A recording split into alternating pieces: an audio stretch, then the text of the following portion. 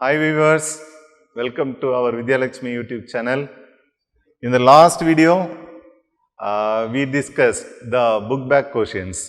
So starting from the first question till the 25th question. So in this video, we are going to discuss the book back questions. So especially from the 26th to 37th questions. Okay, right. So let us discuss one by one. The first question is about inhibin. What is inhibin? State its functions. So that is the question. So already you know that Sertoli cells are also called as nurse cells. Okay. So they are found inside the seminiferous tubule. Okay. So these cells only secreting the hormone called inhibin. Okay. This inhibin involved in the negative feedback control of sperm production. Okay, already we discussed in the chapter discussion. So, what do you mean by negative feedback control of sperm production?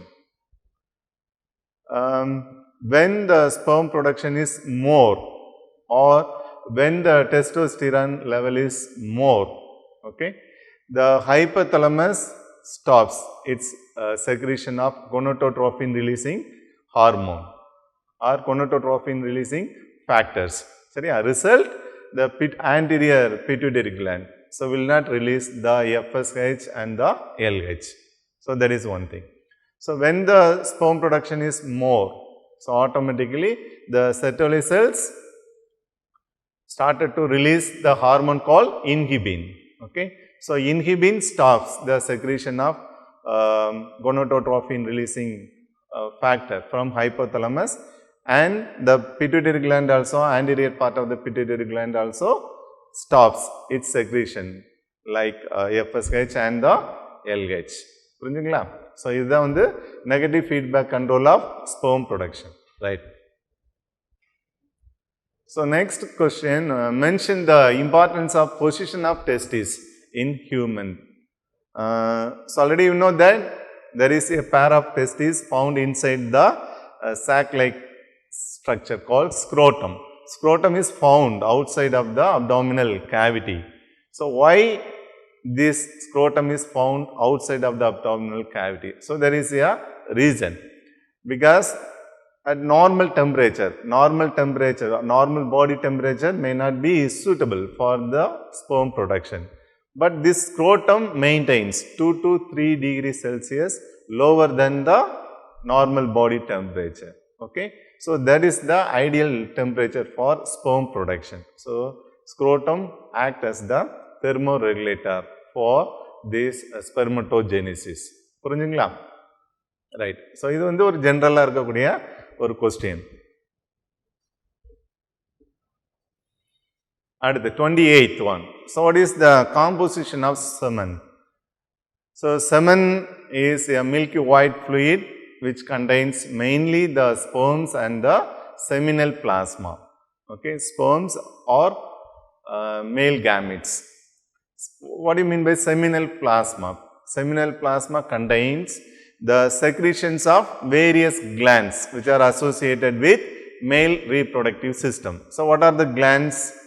First one, seminal vesicle, then second one, prostate gland, and the third one, bulbourethral glands. Okay. So, the semen contains both male gametes as well as the secretions of these three glands. Okay. So, here we have mentioned the seminal plasma. So, actually this seminal plasma is from the secretion of seminal vesicle.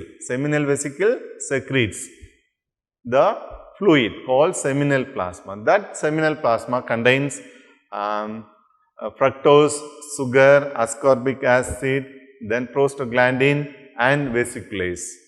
Okay. Actually, the vesiculase is a coagulating enzyme. It enhances the sperm motility. Do you understand? Okay.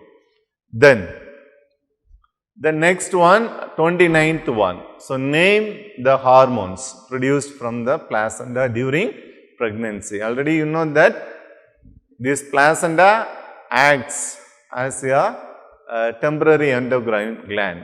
So, it is formed during the pregnancy period. Okay. So, since it is considered as an endocrine gland, it secretes some of the hormones. So, you are supposed to list out the hormones which are secreted by the placenta. So, what are the hormones? The first one, human chorionic gonadotropin.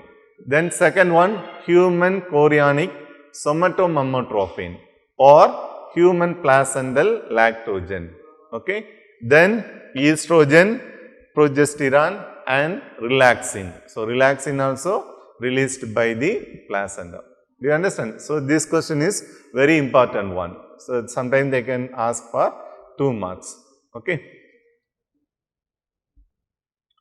So, next 30th one, define gametogenesis. So, what do you mean by gametogenesis? Gametogenesis is the formation of gametes. For example, gametes means sperms and ova are produced from the primary sex organs like testes and the ovary. So, during gametogenesis process, this meiosis process plays a very important role. So, what is that role? So, actually the 2n condition become n condition mainly due to meiosis process. Do you understand? Okay. So, next one is very important one. So, sometimes they can ask for a diagram. Okay. The diagram alone can be asked for 2 marks or 3 marks. So, describe the structure of human ovum with a neat labeled diagram. So, first you are supposed to draw the diagram. So, diagram. So, you have to draw the diagram, then you have to label it. Okay, that is very important. So, for diagram also they have to allot some marks. For labeling also they have to allot some marks. For explanation also there is some marks. Okay, right. So, you see what are the main parts? The outer layer is the corona radiata. Then the middle one is the zona pellucida, then a vitelline membrane. So, between zona pellucida and vitelline membrane there is a space called a previtelline space. The cytoplasm of the ovum is called as ooplasm, which contain large sized nucleus called germinal vesicle. Okay. So, this is the these are the main parts in the ovum. Okay. So, how to explain it? So, already we know that human ovum is non-cladoic. Non-cladoic nana, so it is not covered by shell. Then alecithal, absence of yolk material, or so yolk material is very low or absent. So, that is called alecithal. Then it is microscopic in nature. Human ovum can be viewed only under the microscope. So, that is called microscopic. So, already we have discussed that the cytoplasm of the ovum is called ooplasm. Ooplasm contains a large sized nucleus called germinal vesicle. The outermost layer is called corona radiata. Then the middle thick layer is called zona pellucida. Then there is a inner thin transparent layer is called vitelline membrane. So, between the vitelline membrane and the zona pellucida, there is a space called previtelline space. Okay. So, this is the explanation regarding the structure of human ovum. Okay. So, next question is about the schematic representation of spermatogenesis and oogenesis in human. So, here, so no need to explain anything. So, enough to give the flow chart. So, flow chart alone can ask for 3 marks or 5 marks. Okay. So, first one spermatogenesis. Okay. Here spermatogonia undergoes mitotic division. Result, primary spermatocyte is developed. Okay. So, primary spermatocyte undergoes meiosis 1 process. Result, secondary spermatocytes are developed. So, here 2n become n.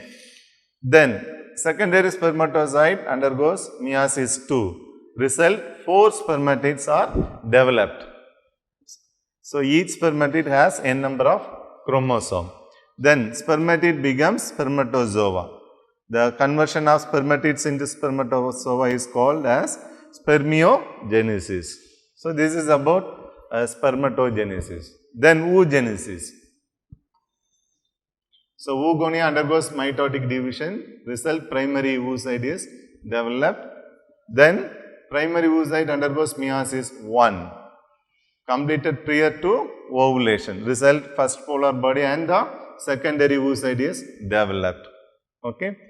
Then the secondary oocyte undergoes meiosis 2, finally one ovum and second polar body is developed. Okay. So all the polar bodies are disappeared or disintegrated, isn't it?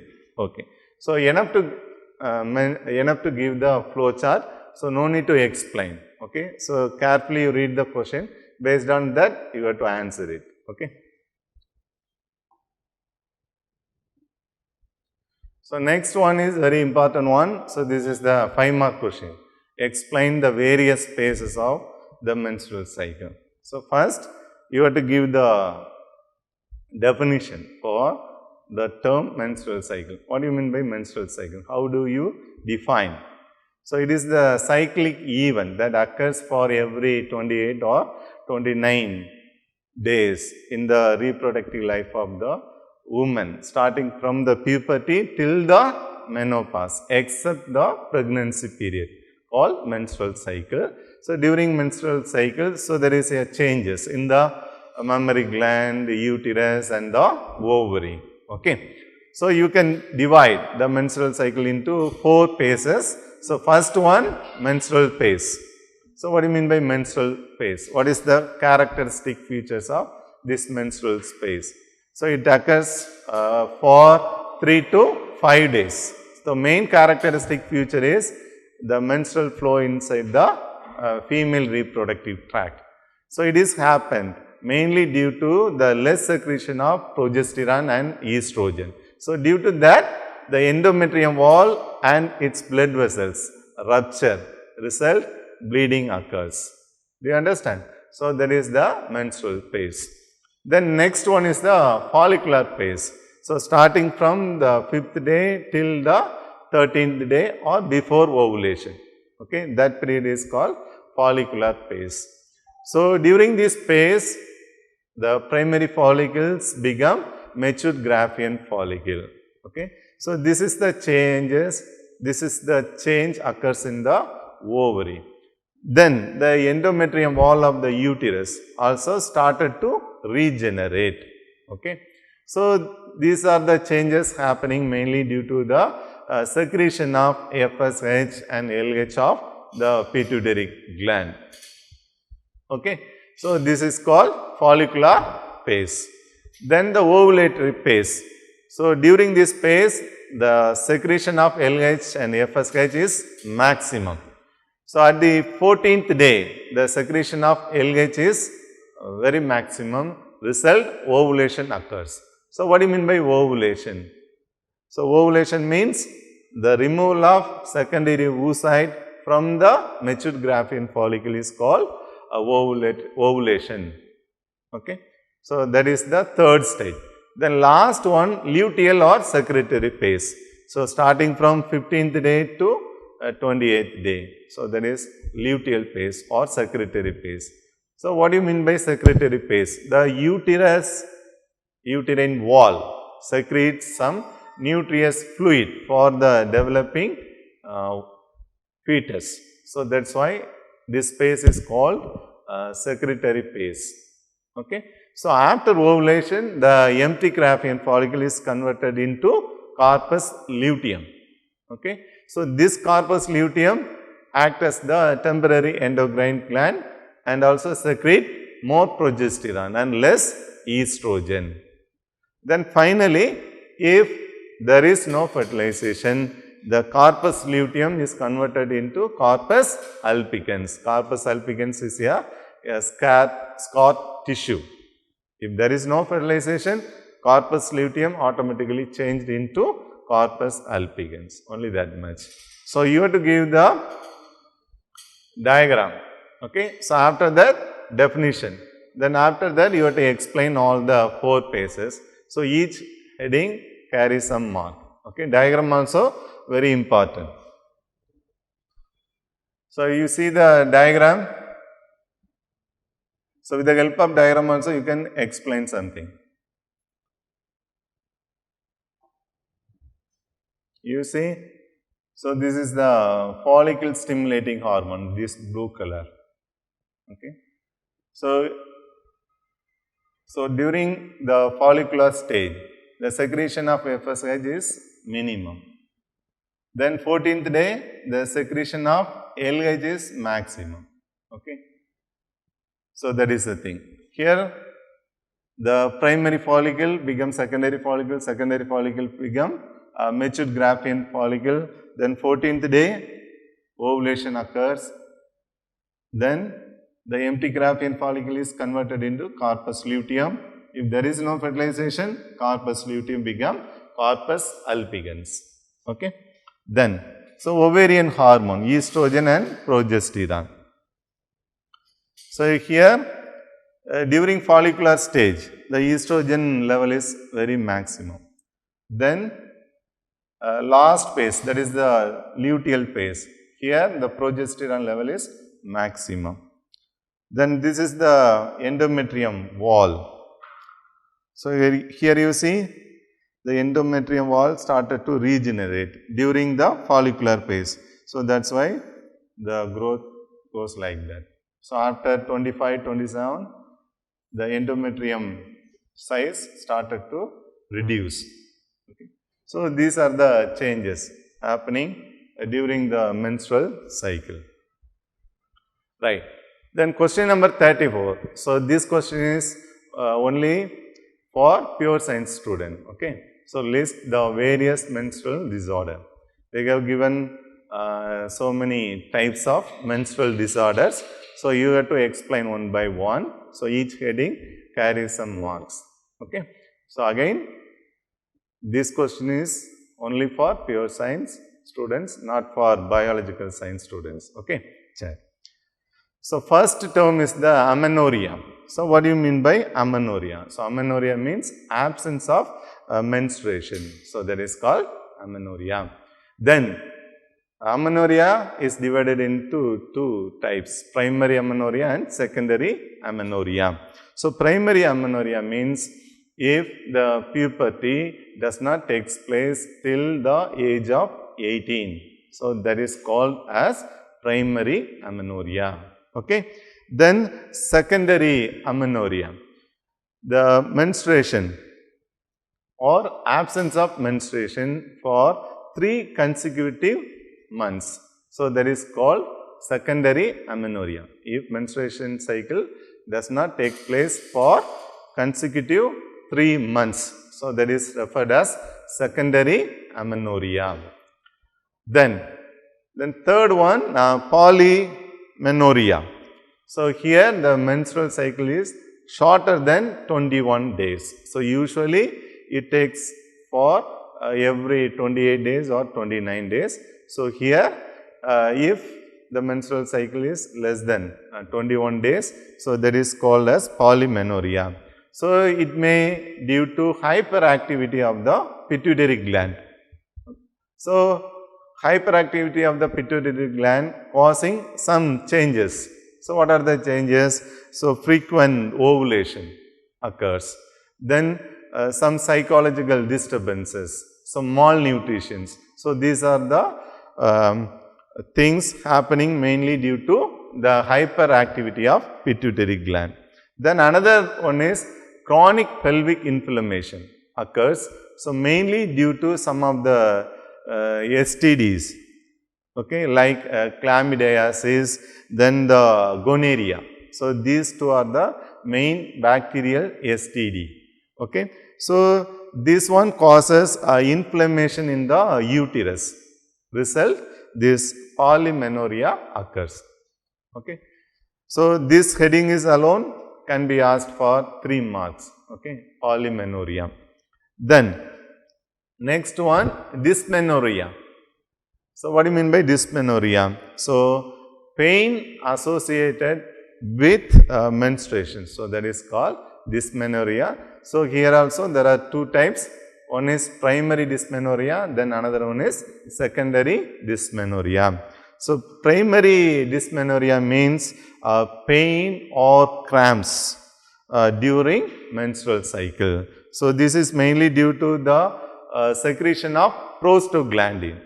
So, if the prostaglandin secretes more, so there will be a severe contraction in the uterus. Result, the person will get more pain during menstruation. So, that is the primary dysmenorrhea. Then second one is secondary dysmenorrhea. So it is due to some disorder in the reproductive system like endometriosis, then uterine fibroids. So, what do you mean by endometriosis? Thickening of endometrium wall. So, that is called endometriosis. Uterine fibroids means non-cancerous growth takes place in the ovary, then cervical area, then the fallopian tube. So, that is called uterine fibroids. Okay, do you understand? Secondary dysmenorrhea occurs mainly due to some disorders in the reproductive system like endometriosis, then uterine fibroids. Okay. Then next, menorrhagia. So, what do you mean by menorrhagia? Heavy and prolonged menstrual period. So, that is called menorrhagia. It is mainly due to hormonal imbalance. Okay. Then ovarian dysfunctions, then cancer of ovary or cancer of cervix or cancer in the fallopian tube, etc. So, these are the main reasons for this menorrhagia. Okay. Then the last one is the oligomenorrhea. So, it is the condition with infrequent menstrual cycle. Okay. Infrequent means if menstrual cycle delays more than 35 days. So, the person supposed to go for the diagnosis of oligomenorrhea. Okay. So, it occurs in the woman of childbearing age. Okay. Okay. So, this is very important 5-mark question for pure science students. So, each heading can be asked for 2 marks or 3 marks. So, you are supposed to study well. Okay. So, that it will be very useful for examination point. Okay. So, next one, explain the role of oxytocin and relaxin in parturition and lactation. So, relaxin. So, what is the role of relaxin? So, relaxin is a hormone secreted by the placenta. So, it is also found in the corpus luteum. This relaxin mainly relaxes the pelvic ligaments and also the cervix area. Okay.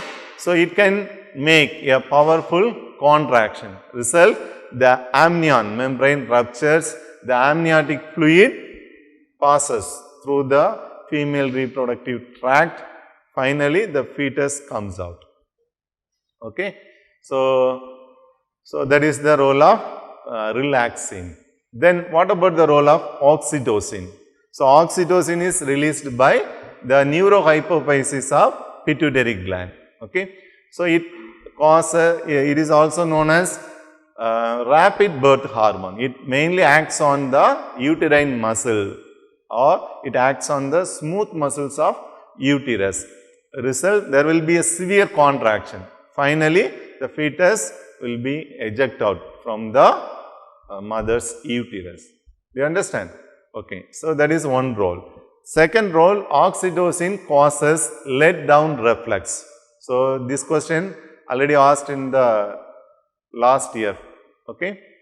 So very important one. Oxytocin causes let down reflex. What do you mean by let down reflex? The secretion of milk from the alveoli of the mammary gland. So, that is called let down reflex. So at the same time, oxytocin only brings back the original size of the uterus after parturition. Okay. So these are the main functions of oxytocin. So very important one. Okay. The next, so identify the given image and label it parts marked as A, B, C and D. So here they have given the diagram. So you are supposed to label it. The outer layer of the ovum is called, so, corona radiata.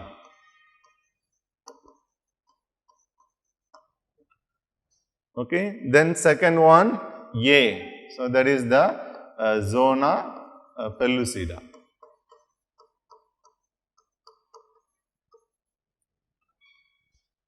Then this one is the germinal vesicle.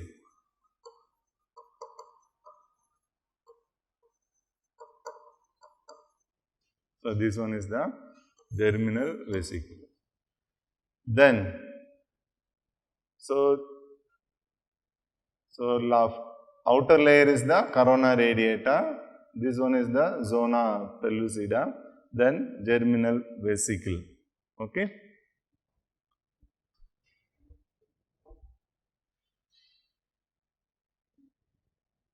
Then last question, 37 one.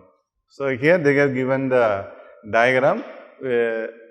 After that they have given so many questions. We are supposed to answer it. Okay. So let us see the first one, A. So identify the figure that illustrates ovulation and mention the stage of oogenesis it represents. Okay. So you see the diagram. So which diagram represents the ovulation process? So that is the F. So already you know the meaning of the term ovulation. So ovulation is nothing but the removal of secondary oocyte from the matured Graafian follicle. So that is called ovulation. Okay. So it represents the ovulatory phase of the oogenesis. Okay. The next one. Next question. Name the ovarian hormone and the pituitary hormone that have caused the above mentioned event. So which are the pituitary hormones and ovary hormones responsible for this ovulation process? So answer is, so ovarian hormone, mainly the progesterone and the estrogen. Okay. Then pituitary hormone, mainly the FSH and LH. So you supposed to mark the LH.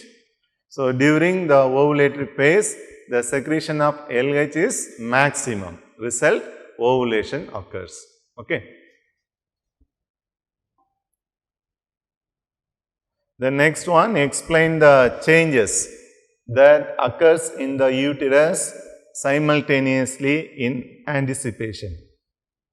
So what are the changes occurs in the uterus? The endometrium wall of the uterus started to regenerate. Then the fertilized egg supposed to fix on the endometrium wall. Then the uterus also secretes some nutritious fluid for the developing fetus. Okay. So that is the answer. Then last one, write the difference between C and H. So C is the secondary follicle. Okay, C is the secondary follicle. Then H. Okay, H is the corpus luteum. You are supposed to explain about the secondary follicle and the corpus luteum. So say primary follicle only changes into secondary follicle. So secondary follicle is found in follicular phase or proliferative phase of the oogenesis. Okay. Then this secondary follicle is surrounded by granulosa cells and the theca layer. This secondary follicle only becomes the mature Graafian follicle. Okay. Then corpus luteum. What is corpus luteum? Very important one. After ovulation, the empty Graafian follicles are converted into corpus luteum. Corpus luteum acts as a temporary endocrine gland. It secretes mainly progesterone hormone. So, this hormone is needed for the maintenance of pregnancy. Okay. If there is no fertilization, corpus luteum becomes corpus albicans. Corpus albicans is a scar tissue. Okay. Do you understand? So, only that much about this. So we have discussed all the 37 questions in the chapter 2. Okay. So, in the next video, we will start the third chapter. Okay. Thank you very much. So, உங்களுக்கு இந்த video பிடிச்சிருக்குது அப்படின்னா like பண்ணுங்க, share பண்ணுங்க, comment பண்ணுங்க. So தொடர்ந்து videos பாருங்கள், உங்களுக்கு ரொம்ப யூஸ்ஃபுல்லாக இருக்கும். தேங்க்யூ.